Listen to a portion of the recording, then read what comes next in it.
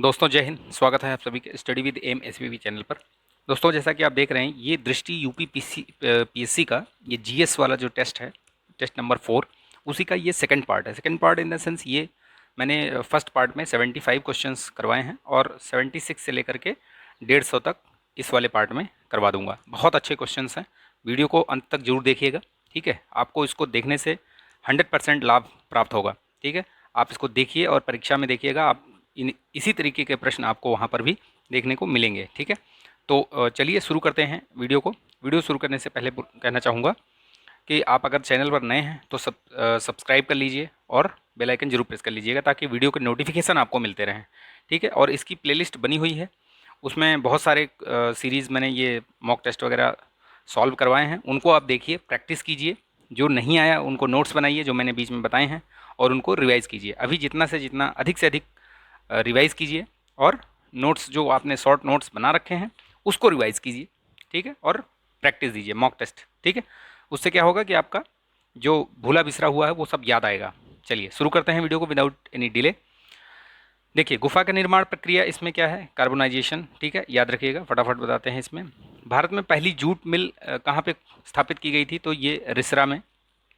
कब स्थापित की गई थी, अगर इसका आपको डेट ईयर याद रहे तो वेल एंड गुड, 1855। नहीं याद है तो कोई बात नहीं, याद रखिएगा 1855 में रिसरा, वेस्ट बंगाल। ठीक, दक्षिण चीन सागर के संदर्भ में कथन दिया गया है इसमें। दक्षिण चीन सागर सागर प्रांत प्रशांत महासागर का हिस्सा है। ठीक है, यह चीन, ताइवान और फिलीपींस, मलेशिया, ब्रुनेई से घिरा हुआ है। तो ये दोनों सही है, दोनों कथन याद रखिएगा, बहुत चर्चा में रहता है ये दक्षिण चीन सागर।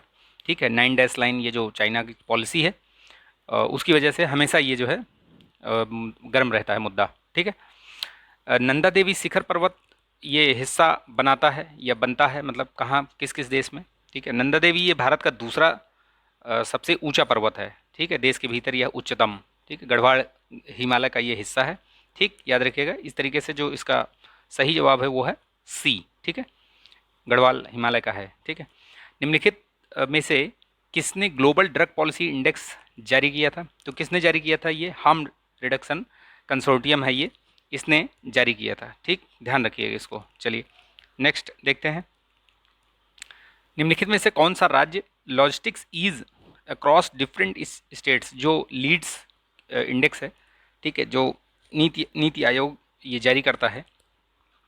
ठीक है, नीति आयोग नहीं, सॉरी माफ़ कीजिएगा, वाणिज्य एवं उद्योग मंत्रालय जारी करता है इसको। ठीक है, तो इसमें पूछा है कि शीर्ष पर कौन है, तो इसमें जो शीर्ष पर है वो गुजरात है। ठीक है, याद रखिएगा, कौन है शीर्ष पे, गुजरात। इसमें यूपी का भी वो याद रखिएगा कि किस नंबर पे है ये, तो 6वें नंबर पे। ठीक, ध्यान रखिएगा इसमें। श्रीहरिकोटा द्वीप निम्नलिखित में से किसे बंगाल की खाड़ी से पृथक करता है, तो किसे पृथक करता है, आपने देखा श्रीहरिकोटा जो है वो पुलिकट झील को वो बंगाल की खाड़ी से पृथक करता है। ठीक, ध्यान रखिएगा इसको, ये इस तरीके के भी प्रश्न जो है पूछे जाते हैं। ठीक है, तो याद रखिएगा इसको। विश्व की सबसे बड़ी प्रवाल भित्ति ग्रेट बैरियर रीफ किसके तट पर स्थित है, तो ये ऑस्ट्रेलिया के तट पर है। ठीक है, अगर ये आप इसको मान लीजिए ये ऐसे ऑस्ट्रेलिया है, तो ये वाला जो एरिया है इसका, ये पूरा ऐसे ऐसे मतलब उत्तर पूर्वी, वो आपको ये ग्रेट बैरियर रीफ जो है वहाँ पे देखने को मिलेगी। ठीक है, ध्यान रखिएगा इसको। चलिए नेक्स्ट क्वेश्चन देखते हैं। निम्नलिखित में से कौन सा पर्यावरण के जैविक घटक हैं, तो इसमें से देखिए कौन सा पर्यावरण जैविक घटक है, तो देखिए परजीवी जो है वो भी जैविक है और मानव ये जैविक है दोनों, बाकी ये अजैविक घटकों में आएंगे। ठीक, याद रखिएगा। तो इस तरीके से अगर एक भी चीज़ आप एलिमिनेट कर देते, देखिए एलिमिनेशन मेथड यही होता है। अगर आप ऊर्जा देखिए तो ये ऊर्जा आपका अजैविक घटकों में आता है, तो अगर आप देखिए 3 को आप एलिमिनेट कर देते तो आपको ऐसे ही आंसर मिल जाता है। अगर आपको कुछ भी नहीं पता, ये पता है कि ऊर्जा में कोई ऐसा कोई जीवन वैसा तो है नहीं, वो अजैविक घटकों में आती है, तो ये तीन ये यहाँ भी 3, ये 3 एलिमिनेट हो गए और आपका आंसर आ गया। इसी तरीके से एग्जाम हॉल में भी आपको एलिमिनेशन मेथड अपनाना है।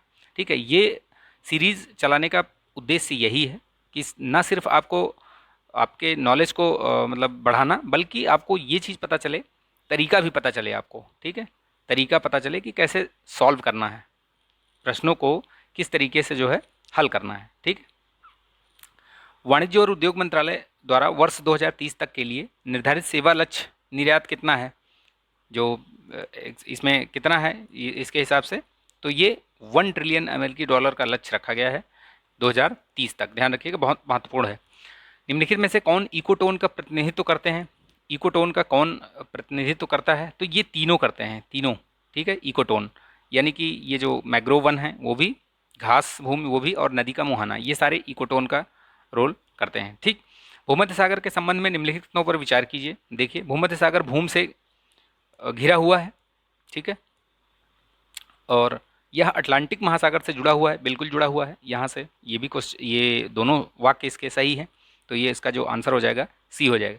ये आप कमेंट करके बताइए कि अटलांटिक महासागर से किस जलसंधि से ये जुड़ा हुआ है, या कौन सी जलसंधि है जो अटलांटिक महासागर और भूमध्य सागर को जोड़ती है। बताइएगा, उसका नाम बताइएगा कमेंट करके। ठीक है, चलिए आगे देखते हैं। वायुमंडल में प्रचुरता के आधार पर नाइट्रोजन और ऑक्सीजन के बाद निम्नलिखित में से कौन सी गैस आती है? इसका मतलब है कि कौन सी गैस जो है नाइट्रोजन और ऑक्सीजन के बाद सर्वाधिक है, तो वो है ऑर्गन। ठीक, याद रखिएगा। नाइट्रोजन कितने परसेंट है? 78 पॉइंट समथिंग है। ठीक है, और ऑक्सीजन कितना है? वो मतलब 20 पॉइंट समथिंग है, 21 मान लेते हैं, और उसको 79 मान लेते हैं। ठीक है, नाइट्रोजन 79 हो गया, 79%, और ऑक्सीजन जो है वो 21%। ठीक है, लेकिन इन्हीं के बीच में जो है, इनके अलावा भी जो है बहुत सारी हैं, जैसे ऑर्गन हो गई 0.93 हो गई, CO2 को 0.036 ऐसे समथिंग करके है। ठीक, चलिए याद रखिएगा, ये सब छोटी छोटी चीज़ें हैं, फैक्ट्स हैं, ये बहुत काम आते हैं। देखिए, अब इसमें पूर्व धारणा दी गई है और उसका कारण दिया गया है, तो आपको बताना है कि क्या सही है। इसमें थोड़ा छोटा कर लेते हैं तो ऑप्शन भी दिखेगा आपको। ठीक है, देखिए, वायु जल बर्फ अपने साथ जगह जगह मलबा नहीं ले जाते, लेकिन दूसरी ओर मलबा अपने साथ वायु जल बर्फ ले जाता है। ठीक, सही है। ठीक है, ये सही है। बृहद संचलन की जो प्रक्रिया है गुरुत्वाकर्षण के कारण चट्टान को ढलान के नीचे स्थानांतरित करती है, तो ये भी ठीक है। तो ये दोनों सही है। ठीक है, और इसकी ये व्याख्या कर रहा है इसी वजह से। ठीक, चलिए, राष्ट्रीय कानूनी सेवा दिवस कब मनाया जाता है? ये राष्ट्रीय कानूनी सेवा दिवस कब मनाया जाता है? तो ये 9 नवंबर को मनाया जाता है। ठीक है, याद रखिएगा, कब मनाया जाता है? 9 नवंबर को, राष्ट्रीय कानूनी सेवा दिवस। ठीक है, चलिए नेक्स्ट देखते हैं। निम्नलिखित में से कौन यूनेस्को क्रिएटिव सिटीज़ नेटवर्क के रूप में नामित होने वाला छठा भारतीय शहर है? तो अभी जो है हाल ही फिलहाल में श्रीनगर को नामित किया गया है। ठीक है, याद रखिएगा, ये बहुत महत्वपूर्ण है। और कौन कौन से शहर हैं वो भी ध्यान रखिएगा, कौन कौन से हैं। जैसे ये श्रीनगर अभी हो गया, इसके पहले जो है मुंबई भी है, फिल्म सिटी उसकी मुंबई।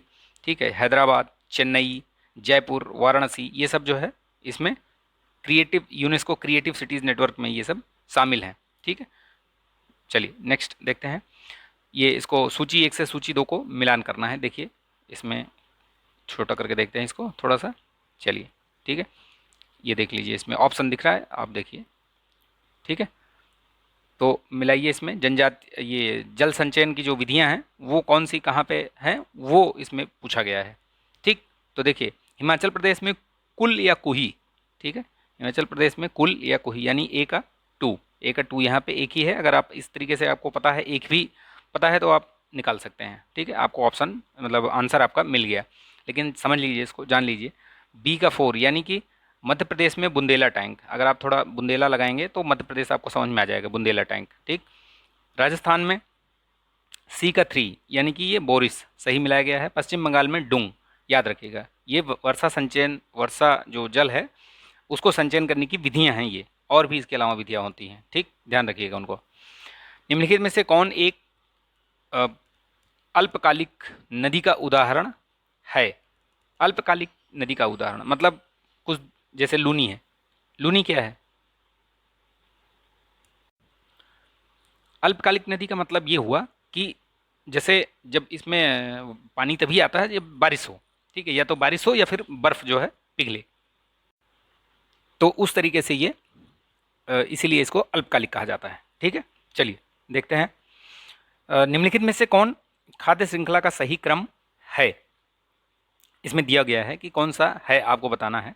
तो देखिए, ये खाद्य श्रृंखला कैसे होती है। जैसे सबसे पहले पादप प्लवक हो गया। ठीक है, तो पादप प्लवक सबसे पहले ही आएगा, एक और ये दो ऑप्शन पहले देखिए। पादप प्लवक जिसमें सबसे पहले आ रहा है, फिर प्राणी प्लवक आता है। ठीक, इसके बाद तो यहाँ भी है प्राणी प्लवक। ठीक है, इनको खाती हैं मछलियाँ। ठीक है, और मछलियों को कौन खाता है? पेलिकन। ठीक है, ये हवासील बोलते हैं इनको, यानी कि जो करेक्ट ऑप्शन है ये है। इसमें पेलिकन नहीं है, पेलिकन को फिश थोड़ी खाएगी, ठीक है, मछली को पेलिकन खाते हैं, ठीक। तो इस तरीके से ए होगा ऑप्शन। सांसद स्थानीय क्षेत्र विकास योजना जो एमपी लैट्स है उसके बारे में कुछ बताना है। देखिए इसका कार्यकाल 15वें वित्त आयोग के कार्यकाल के समानांतर होगा, ठीक है, ये सही बताया गया है इसमें। और वर्ष 2020 से 22 के लिए योजना को निलंबित कर दिया गया था। ये याद होगा आपको, जब कोरोना आया था और सब लॉकडाउन और ये सब सारी चीज़ें हुई थी, तो उसमें इस चीज़ को भी निलंबित कर दिया गया था, ठीक है, एमपी लैट्स को भी निलंबित कर दिया। अभी फ़िलहाल ये फिर से शुरू कर दी गई है, ठीक है।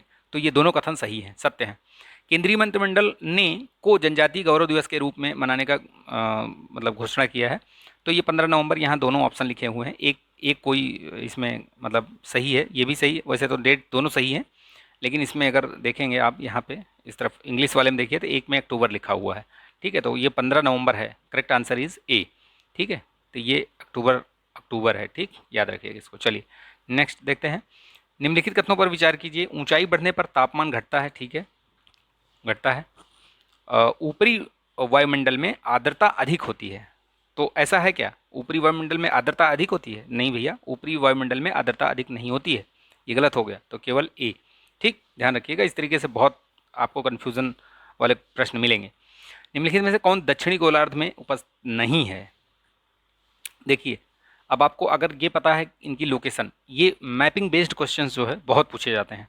कम से कम 3 से 4 प्रश्न ऐसे होते हैं जो मैपिंग के आधार पर होते हैं। अगर आपको मैपिंग आपकी अच्छी है, आपको पता है कि क्या चीज़ कहाँ कैसे है, तो आपको 3-4 प्रश्न आपको इस तरीके से मिलेंगे जिनको आप आसानी से हल कर सकते हैं। देखिए कालाहारी मरुस्थल कहाँ पाया जाता है? ये ठीक है, ये आपको देखिए विषुवत रेखा के इधर नीचे ही पाया जाता है, यानी दक्षिणी गोलार्ध में ही है ये। अटाकामा भी इधर ही है, ठीक। और ये ग्रेट सैंडी ये ऑस्ट्रेलिया में है, वो भी दक्षिणी गोलार्ध में है। गोबी मरुस्थल कहाँ पाया जाता है? अगर आप ये पता है कि गोबी मरुस्थल इधर मंगोलिया और चीन के जो बीच में इधर पाया जाता है, ठीक है, तो आप याद करिए ये कहाँ पे पड़ता है, मतलब मंगोलिया और ये सब कहाँ पे है? उत्तरी गोलार्ध में है, ठीक। तो ये इस तरीके से प्रश्नों को हल करना है आपको, जो भी थोड़ा लॉजिक लगा के, ठीक है। निम्नलिखित में से जैव ईंधन का पिरामिड विषम है, तो किससे विषम है? ये जैव ईंधन का जो पिरामिड है वो किससे विषम है? तो वो जलीय पारिस्थितिकी तंत्र से विषम है, ठीक। चलिए याद रखिए। हाल ही में चीन ने निम्नलिखित में से किस देश को पहला ये टाइप युद्धपोत सौंपा है? तो भैया और कोई नहीं, इसका जो दत्तक पुत्र है श्रीलंका, उसी ये पाकिस्तान, उसी को दिया है इसने, ये युद्धपोत सौंपा है इसको, ठीक है। ये इसका दत्तक पुत्र है, तभी तो उसके पास मांगने जाता था ये इमरान खान, ठीक है, पैसे मांगने जाता था। चलिए कोई बात नहीं, नेक्स्ट देखते हैं। निम्नलिखित में से किसने हाल ही में जीएसटी क्षेत्र के अधिकारियों को द्वारा टैक्स क्रेडिट के अवरुद्ध किए जाने के संबंधी दिशा निर्देश जारी किए हैं? तो किसने जारी किए हैं? तो ये केंद्रीय अप्रत्यक्ष कर और सीमा शुल्क बोर्ड ने जो है ये जारी किया है, ये ठीक है, ये दिशा निर्देश इन्होंने दिया है इसको, ठीक। चलिए नेक्स्ट देखते हैं। निम्नलिखित कथनों पर विचार कीजिए। चक्रवात के केंद्र में धरातली हवाएं अंदर की ओर सर्पिलाकार गमन करती हैं, सर्पिलाकार गमन करती हैं, तो ठीक है, ये सही है, चक्रवात में ऐसे ही होता है। वायु चक्रवात के केंद्र में उतरती है, ये भी ठीक है, सही है। चलिए तो ये दोनों सही हैं कथन। हॉर्न ऑफ अफ्रीका में कौन सा शामिल है? तो ये याद रखिएगा, हॉर्न ऑफ अफ्रीका अगर आप देखेंगे तो जो अफ्रीका का ये पूर्वी और ये वाला जो एरिया है, ऐसे ऐसे करके ऐसे ऐसे है ना, ऐसे कुछ ऐसे ही है, थोड़ा सा मैपिंग ऐसे ऐसे ऐसे करके ना, तो ये इसी को यहाँ जो ये वाला पोर्शन है ना, ये वाले पोर्शन को ही हॉर्न ऑफ अफ्रीका कहते हैं। तो यहाँ पे 3-4 कंट्रीज़ हैं, कौन कौन सी हैं देखिए, इथियोपिया है, जिबूती है, सोमालिया है, ये दक्षिणी सूडान नहीं है यहाँ पे, ठीक है, इरिट्रिया है इसके जगह पे। तो ये 4-5 देश हैं जो मिल के हॉर्न ऑफ अफ्रीका का जो है निर्माण करते हैं, याद रखिएगा, ठीक है। कौन कौन सा? ये इथियोपिया हो गया, जिबूती हो गया, सोमालिया हो गया और इरिट्रिया हो गया। तो ये 5 याद रखिए, 4 याद रखिएगा, ठीक है। इसमें दक्षिणी सूडान नहीं है, तो इसमें सम्मिलित अगर इसके प्रश्न का उत्तर के हिसाब से ये होगा, ठीक है, 1, 3, 4 यानी दूसरा नंबर नहीं है, ठीक है, ध्यान रखिएगा।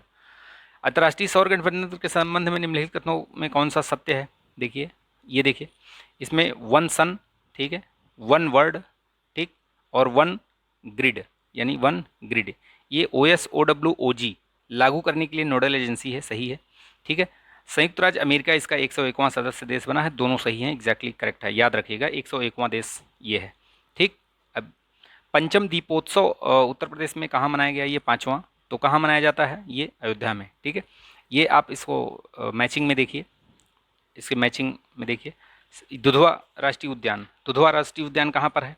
इसको छोटा करिए तो ऑप्शन भी दिखे, देखिए संरक्षित क्षेत्र देखिए और ऑप्शन देखिए। दुधवा आपको पता है कि भैया वो उत्तर प्रदेश में है, तो बी का 4, अगर बी का 4 देखिए तो सारे में ही है। ठीक है, आपको दूसरा ऑप्शन देखना पड़ेगा। जल्दापाड़ा, जल्दापाड़ा क्या है? आपका यहाँ है पश्चिम बंगाल में। ठीक है, नाम से थोड़ा सा आपको आइडिया लगेगा जल्दापाड़ा। ठीक, तो आप देखिए उसमें कि कहाँ कौन सा है जल्दापाड़ा जो है। और ये आपका महात्मा गांधी जो राष्ट्रीय समुद्री उद्यान है ये कहाँ पर है?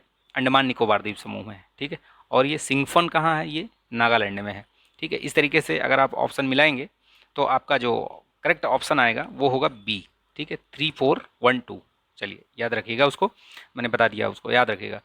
38th पैरेलल ये जो लाइन है वो किन के बीच में है? तो वो साउथ कोरिया और दक्षिण कोरिया। और किन किन देशों के बीच में इस तरीके की लाइन जो डिवाइडिंग लाइन है वो बताइएगा आप कमेंट करके। ठीक है, ये बताइएगा आप 49th पैरेलल किसके बीच में है, कमेंट करके बताइएगा। चलिए, निम्नलिखित में से कौन सा देश कैस्पियन सागर की सीमा पर नहीं है? मैंने एक आपको वीडियो दिया है ताबड़तोड़ रिवीजन वाले में, कैस्पियन सागर के जो सीमा साझा करते हैं, कैस्पियन सागर, ब्लैक सागर और ये रेड सी, ये सबसे मैंने सारी दिया है, तो सबके ट्रिक बताई हुई है। तो इसका तारीख याद रखिएगा, तारीख यानी कि तुर्कमेनिस्तान, अजरबैजान, रसिया, ईरान और कैसे तजक, ये कैसे क्या है? ठीक है, तो मैंने बताया आपको तारीख। ठीक, तारीख क्या क्या बताया? तुर्कमेनिस्तान, अजरबैजान, रसिया, ईरान और कजाकिस्तान। ये आप याद रखिएगा, ये 5 देश ही हैं जो कैस्पियन सागर जो है उससे सीमा साझा करते हैं। ठीक, तो ध्यान रखिएगा। अब इसमें देख लीजिए कौन सा नहीं है, तो तजाकिस्तान नहीं है। तुर्कमेनिस्तान और तजाकिस्तान टी से याद रखिएगा, तुर्कमेनिस्तान है, तजाकिस्तान नहीं है। निम्नलिखित में से किन पद्धतियों में पृथ्वी पर नाइट्रोजन स्थिरीकरण सुनिश्चित किया जाता है? इनमें से कौन से हैं जो सुनिश्चित किया जाता है? किन के द्वारा? नील हरित सवार बिल्कुल, उर्वरक के द्वारा भी बिल्कुल, गर्जन और ये लाइटनिंग थंडरिंग इनके द्वारा भी, यानी कि करेक्ट आंसर होगा डी, सही है, सारे सही हैं। उत्तर प्रदेश का पूर्वांचल एक्सप्रेस वे कितने जिलों से होकर गुजरता है? तो ये 9 जिलों से होकर गुजरता है। ठीक है, कितने जिलों से? 9 जिलों से, याद रखिएगा, कहीं आप कन्फ्यूज मत होइएगा। इनका नाम भी याद रखिएगा, कौन कौन से बता देता हूँ। लखनऊ हो गया, बाराबंकी हो गया, ठीक है, इधर अमेठी हो गया, फिर अयोध्या हो गया, सुल्तानपुर हो गया, अंबेडकर नगर हो गया, ठीक है, और फिर आजमगढ़ हो गया। ठीक है, आजमगढ़, मऊ और गाजीपुर, ये 9 हैं। ठीक है, 3 3 6 3 9, ठीक, याद रखिएगा, हो गए ना? 3 3 6 3 9, ये ध्यान ध्यान रखिएगा। लखनऊ, बाराबंकी, ये अयोध्या, आजमगढ़, अमेठी, ठीक है, सुल्तानपुर, ये अंबेडकर नगर, आजमगढ़, मऊ, गाजीपुर, ये याद रखिएगा, 9 हैं टोटल। ठीक, लॉजिस्टिक्स प्रदर्शन सूचकांक में उत्तर प्रदेश की रैंकिंग क्या है? अभी थोड़ी देर पहले ही मैंने बताई थी, 6वीं रैंकिंग है। इस पर टॉप पे कौन है? गुजरात है।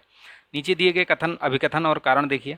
मेघाच्छादित रातों में ओस की बूंदें नहीं बनती हैं, एग्जैक्टली सही है। क्यों नहीं बनती हैं? यदि पृष्ठीय क्षेत्रफल में वृद्धि हो जाए तो वाष्पीकरण की दर बढ़ जाती है। कारण मतलब ये अलग सही है, लेकिन इसका इसका ये सही नहीं है। ठीक है, ये इसकी कोई व्याख्या नहीं कर रहा है, ये दोनों अलग अलग सही हैं, यानी इसका जो करेक्ट आंसर होगा वो होगा बी। ठीक है, वो उससे कोई उसका रिलेशन ही नहीं है। ठीक है, ध्यान रखिएगा इसको, तो बी होगा करेक्ट आंसर। वायुमंडलीय दाब मापने के लिए कौन सा प्रयोग किया जाता है? तो बैरोमीटर, आपको याद होगा। ठीक है, निम्नलिखित में से कौन सा बादल सूर्य को अवरुद्ध करने के लिए पर्याप्त होते हैं? तो इसमें से कौन से ऐसे बादल हैं जो सूर्य को जो है अवरुद्ध करते हैं, यानी कि वो पर्याप्त होते हैं? तो ये निम्बो स्टेटस होते हैं। ठीक है, इनका नाम होता है निम्बो स्टेटस। ठीक, ध्यान रखिएगा। केंद्र द्वारा उत्तर प्रदेश की कितनी पेयजल योजनाओं को मंजूरी दी गई है अभी? तो 735 योजनाओं को अभी मंजूरी दी गई है अभी हाल फिलहाल में। ठीक है, याद रखिएगा इनको, 735। निम्नलिखित में से किसने पारदर्शी कंपोजिट सिलेंडर का निर्माण किया, जिसको हाल ही में उत्तर प्रदेश में लॉन्च किया गया? तो ये किसने लॉन्च किया अभी हाल फिलहाल में? ये IOCL ने। ठीक है, IOCL ने, यानी इंडियन ऑयल कॉरपोरेशन लिमिटेड। ठीक, ध्यान रखिएगा, ये एक महारत्न कंपनी है, ध्यान रखिएगा। ठीक, भूकंप के संबंध में निम्नलिखित कथनों पर विचार कीजिए। वे भूकंप जिनका केंद्र 240 मीटर किलोमीटर से 670 किलोमीटर की गहराई पर होता है विवर्तनिक भूकंप कहलाते हैं। ठीक है। और दूसरा बोल रहा है कि परिधि प्रशांत पेटी में दुनिया के कुल भूकंपों का लगभग 65% हिस्सा जो है वो यहीं पर आता है। कहने का मतलब ये है, जो पैसिफिक वाली जो प्रशांत पेटी है वो बोलते हैं ना, उसको रिंग ऑफ फायर वो बोलते हैं ना, तो उसको बोल रहा है कि वहाँ पे 65% से अधिक जो है भूकंप वहीं पर आते हैं। तो क्या सही है ये? तो ये तो सही है, ठीक है, लेकिन इसमें अच्छा इसमें सही नहीं है पूछ रहा है, ये सही नहीं है, ये सही है। 65% मतलब लगभग 2/3 वहीं आते हैं, ये सही नहीं है। उसको विवर्तनिक भूकंप वो नहीं कहते हैं, ठीक है, उसको विवर्तनिक नहीं कहते हैं। ठीक, चलिए नेक्स्ट देखते हैं। ज्वालामुखी विस्फोटक, ये जो और विभिन्न प्रकार के ज्वालामुखी होते हैं ना, कौन कौन से होते हैं, विवर्तनिक, भ्रंश गतिविधियों, ये सब चीज़ें ना ऐसे होते हैं। ठीक, चलिए नेक्स्ट देखते हैं। निम्नलिखित में से कौन सा संसाधन इसका उपयोग करने के लिए प्रौद्योगिकी की अनुपलब्धता की समस्या से जुड़ा हुआ है? देखिए इसको ना, इसको कौन सा ये बता देता हूँ क्योंकि कन्फ्यूज़न रहेगा। ये जो बहुत गहरे होते हैं ना उनको पाताली भूकंप कहते हैं, क्योंकि विवर्तनिक वाले उतने गहरे नहीं होते हैं जितना कि पाताली होते हैं। पाताली बहुत गहरे होते हैं, ठीक है। तो याद रखिएगा इनको कौन सा भूकंप बोलते हैं, ये विवर्तनिक नहीं होकर के ये पाताली होते हैं। ठीक, इनको बोलते हैं पाताली भूकंप। ठीक है, चलिए नेक्स्ट देखते हैं क्या बता रहा था मैं। हाँ, 118वां क्वेश्चन। निम्नलिखित में से कौन सा संसाधन इसका उपयोग करने के लिए प्रौद्योगिकी की अनुपलब्धता की समस्या से जुड़ा हुआ है? तो कौन सा है जो स्टॉक है उसको, उससे ये जुड़ा हुआ है। ठीक है, ध्यान रखिए प्रौद्योगिकी उसके लिए चाहिए, उसकी समस्या को हल करने के लिए। भूकंप भारत के भूभाग का लगभग कितना प्रतिशत क्षेत्र जो है वो मैदानी है? तो 43% लगभग मैदानी है। ठीक है। बटेश्वर मेला ये कहाँ लगता है? आगरा में पशु मेला है। ठीक है, ध्यान रखिएगा। अखिल भारतीय राजभाषा सम्मेलन उत्तर प्रदेश के किस जिले में आयोजित किया गया था? तो ये वाराणसी में किया गया था। ये ध्यान रखिएगा, महत्वपूर्ण है, यूपी करंट के हिसाब से भी महत्वपूर्ण है। ठीक है, और ये कब हुआ था? ये 13 से 14 नवंबर 2021 में। ठीक, ध्यान रखिएगा। निम्नलिखित में से कौन सा कथन सही है? तो दक्षिणी गोलार्ध में पवनें दक्षिणावर्त चलती हैं। क्या ये सही है? दक्षिणी जो गोलार्ध है उधर दक्षिणावर्त होती हैं? गलत है। ठीक है, दक्षिणी गोलार्ध में वामावर्त होती हैं, वामावर्त, और उत्तरी गोलार्ध में दक्षिणावर्त होती हैं। ठीक है, उल्टा होता है, ध्यान रखिएगा। तो पहला तो गलत हो गया। पवनों की दिशा कोरियोलिस बल के प्रभाव से नियंत्रित होती हैं, तो ये एग्जैक्टली सही है, यानी कि करेक्ट आंसर होगा बी। निम्नलिखित में से किस स्थान पर रक्त वर्षा की परिघटना पाई जाती है? तो ये जो इटली है यहीं पर होती है ये। और ये क्यों होती है? क्यों होती है कि एक जो लोकल विंड होती है, सिराको बोलते हैं उसको, वो गर्म हवा है सिराको, ठीक है, उसकी वजह से वो क्या होता है, वो मतलब जब चलती है ना तो वो अपने साथ वो शुष्क होती है और धूल भरी हवा लेकर चलती है, सहारा के रेगिस्तानी उससे निकलते हुए भूमध्य सागर की ओर बहती है, और वहाँ से जब इधर पहुँचती है अपने साथ रेत वेत सब ले करके ना, तो ये इटली में कभी कभी जो है बारिश करवाती है।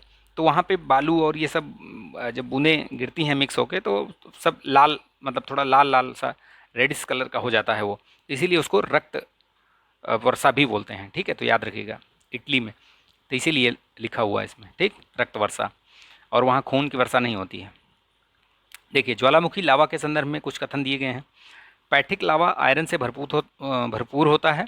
पैठिक लावा क्या है, थोड़ा हिंदी इंग्लिश वर्जन देखिए। बेसिक लावा, ठीक है, याद रखिएगा, बेसिक और एसिडिक का उसी के बारे में बताया गया है इसमें। तो इसमें बोला गया है कि बेसिक लावा जो है वो आयरन से भरपूर होता है, लेकिन इसमें सिलिका की कमी होती है, तो सही है। अम्लीय लावा जो है होता है, एसिडिक लावा जो होता है उसमें कम घनत्व और उच्च गलनांक होता है, तो दोनों ये दोनों सही हैं। ठीक है, बेसिक और एसिडिक याद रखिएगा कि एसिडिक जो है वो आयरन से भरपूर, बेसिक जो है आयरन से भरपूर होता है लेकिन सिलिका नहीं पाई जाती उसमें, और ये जो एसिडिक होता है इसका घनत्व जो है और गलनांक बहुत उच्च होता है। कम घनत्व होता है लेकिन गलनांक इसका उच्च होता है। ठीक, तो याद रखिएगा, कन्फ्यूज़न नहीं। गंगा एक्सप्रेसवे उत्तर प्रदेश के निम्नलिखित में से किन जिलों से होकर गुजरेगा? जो गंगा एक्सप्रेसवे है वो किन जिलों से होकर गुजरेगा? तो ये 12 जिलों से होकर गुजरेगा। ये पहली बात तो ये फैक्ट याद रखिएगा। ठीक है, किन जिलों से होकर गुजरेगा? 12 जिलों से, और ये जो जिले दिए गए हैं इन सब से होकर गुजरेगा ये। ठीक है, ये 4 जो दिए गए हैं इनसे तो गुजरेगा ही, इसके अलावा भी संभल, बदायूं, शाहजहाँपुर, हरदोई, उन्नाव, रायबरेली, प्रतापगढ़ और प्रयागराज, ये सारे मिक्स मतलब टोटल 12 जिले। ठीक, ध्यान रखिएगा। ठीक है, भारत में पाई जाने वाली जलोढ़ मिट्टी के बारे में कुछ कथन दिए गए हैं। देखिए, ये मिट्टी अनाज और दलहनी फसलों को खेती के लिए आदर्श मानती है। ठीक है, मानती हैं तो सही है, इसमें गलत क्या है। जलोढ़ मिट्टी को पूर्वी तटीय मैदानों में देखा जा सकता है, तो सही है, ये भी सही है, ये भी सही है, दोनों सही है, यानी कि जो करेक्ट आंसर होगा इसका सी होगा। निम्नलिखित में से किस वन का वनावरण विश्व में सर्वाधिक हो? कौन सा वन है भैया जो विश्व में सर्वाधिक पाया जाता है? तो समशीतोष्ण शंकुधारी वन। ठीक है, ये सबसे अधिक पाए जाते हैं। ठीक, याद रखिएगा, समशीतोष्ण शंकुधारी वन। किसी क्षेत्र में जलवायु की मुख्यतः किसके द्वारा निर्धारित की जाती है? तो भैया अक्षांश ही है जो कि जलवायु निर्धारित करती है। किस अक्षांश पे कौन सा देश है या कौन सी जगह है, उसका जो है आपको ये पता चलेगा कि वहाँ की जलवायु कैसी है, वही निर्धारित करेगा। ठीक, खड्डे या नाले का कटाव अपर्दन किसके कारण होता है? खड्डे या नाले का जो कटाव होता है वो किसके द्वारा होगा? तो भैया खड्डा कौन बनाएगा? पानी, पानी गिरेगा तो उसका कटाव होगा तो खड्डा बन जाएगा। ठीक है, निम्नलिखित कथनों में से कौन सा संस्थान स्वास्थ्य और परिवार कल्याण मंत्रालय को राष्ट्रीय परिवार स्वास्थ्य सर्वेक्षण जो NFHS है के लिए समन्वय तकनीक के लिए तकनीकी मार्गदर्शन प्रदान करता है? उसके लिए नोडल एजेंसी कौन सी है? तो उसके लिए जो नोडल एजेंसी है वो है टाटा, ये जो है नहीं, टाटा नहीं, ये है जनसंख्या विज्ञान के लिए अंतर्राष्ट्रीय संस्थान यानी IIPS। ठीक, याद रखिएगा। चलिए नेक्स्ट देखते हैं, बहुआयामी गरीबी सूचकांक किसके द्वारा प्रस्तुत की जाती है? तो नीति आयोग द्वारा।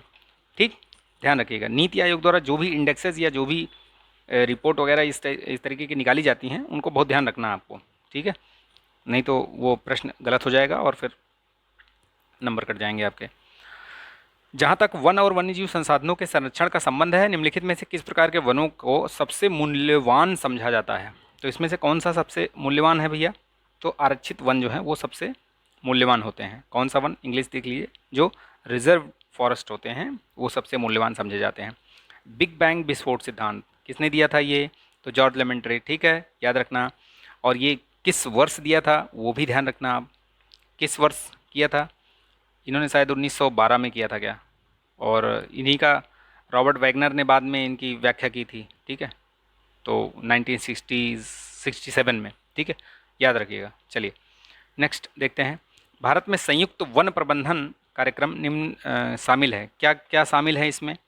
जो वन प्रबंधन कार्यक्रम चल रहा है उसमें क्या शामिल है? तो उसमें शामिल है सरकार और स्थानीय समुदाय के संयुक्त प्रयास से जो है इसका संरक्षण वगैरह करना। ठीक, निम्नलिखित में से कौन सा राज्य 5 अंतर्राष्ट्रीय हवाई अड्डा बन गया है? तो भैया ये अपना उत्तर प्रदेश है, जहाँ पे 5 अंतर्राष्ट्रीय हवाई अड्डे वाला प्रदेश बन गया है ये। क्षेत्रफल और उत्पादन की दृष्टि से निम्नलिखित में से कौन सी तीसरी सबसे महत्वपूर्ण खाद्य फसल है? तो इसमें से कौन सी है जो क्षेत्रफल और उत्पादन की दृष्टि से, यानी दोनों पूछ रहा है, ये कन्फ्यूज़ नहीं होना, ज्वार है। ठीक है, ज्वार ही है इसका जो तीसरे नंबर पे है। ठीक, निम्नलिखित कथनों पर विचार कीजिए। क्या कर विचार करना है? कृषि हेतु केचुए लाभदायक माने जाते हैं, तो सही है। वे मिट्टी को तोड़कर इसे नरम बनाते हैं, दोनों सही है। इसका जो करेक्ट आंसर होगा वो होगा सी।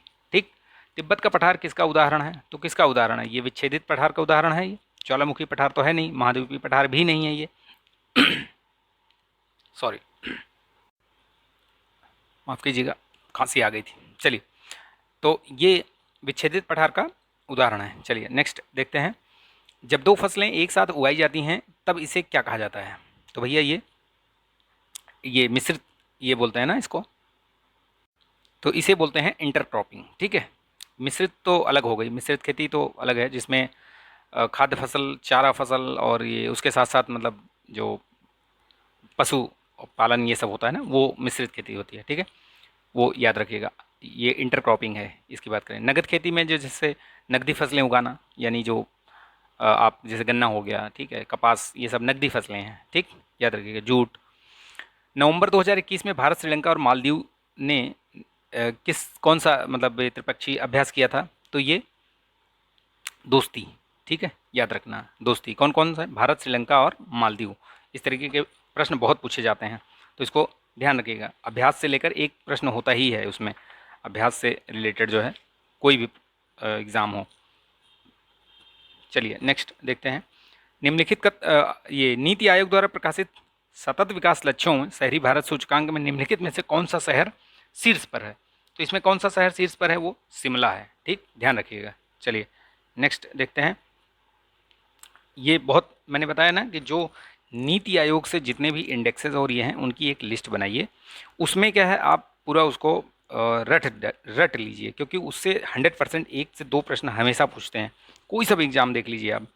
ठीक है, तो याद रखिएगा इसको। इसमें शिमला जो है वो नंबर 1 पे है। ठीक, वही 4 कैटेगरी है इसमें भी, तो अचीवर, फ्रंट रनर और ये आकांक्षी, ऐसे ऐसे करके 4 जो है वो हैं। ठीक, ध्यान रखिएगा इसको। चलिए नेक्स्ट देखते हैं। निम्नलिखित में से कौन सा नस्लीय समूह दुनिया में सबसे बड़ा समूह है? तो ये कौन सा है? काकेशियन है। ठीक है, याद रखिएगा, सबसे बड़ा नस्लीय समूह। ठीक, चलिए नेक्स्ट देखते हैं। निम्नलिखित में से कौन सी एक शीत धारा नहीं है, ठंडी धारा नहीं है इसमें से? तो कौन सी नहीं है? अलास्का की धारा नहीं है, बाकी सब है। ठीक है, ये भी है, वे भी है, ये भी है। ठीक, याद रखिएगा। महासागर की लवणता किसके द्वारा प्रभावित नहीं होती? तो किसके द्वारा नहीं प्रभावित होती है? जो लवणता है वो किसके द्वारा नहीं प्रभावित होती? आप संघनन जो है इससे कोई मतलब ही नहीं है। वाष्पीकरण से प्रभावित होती है, बर्फ के जमने से भी प्रभावित होगी और विलयन से भी प्रभावित होगी, लेकिन ये संघनन से नहीं। तो यानी करेक्ट आंसर बी। ठीक, महिलाओं के खिलाफ हिंसा के उन्मूलन के लिए अंतर्राष्ट्रीय दिवस कब मनाया जाता है? तो ये कब मनाया जाता है भैया? ये मनाया जाता है 25 नवंबर को। ठीक, याद रखिएगा। काराकोरम निम्नलिखित में से किस नदी को मृत्यु की नदी के रूप में जाना जाता है? तो ये श्योक नदी है, जिसे मृत्यु की नदी भी बोलते हैं। लाल मिट्टी निम्नलिखित में से किसमें समृद्ध और संपन्न है? तो ये फास्फेट जो है ये इसके उसमें पाया जाता है, ये जो लाल मिट्टी होती है। ठीक है, याद रखिएगा इसको। चलिए नेक्स्ट देखते हैं।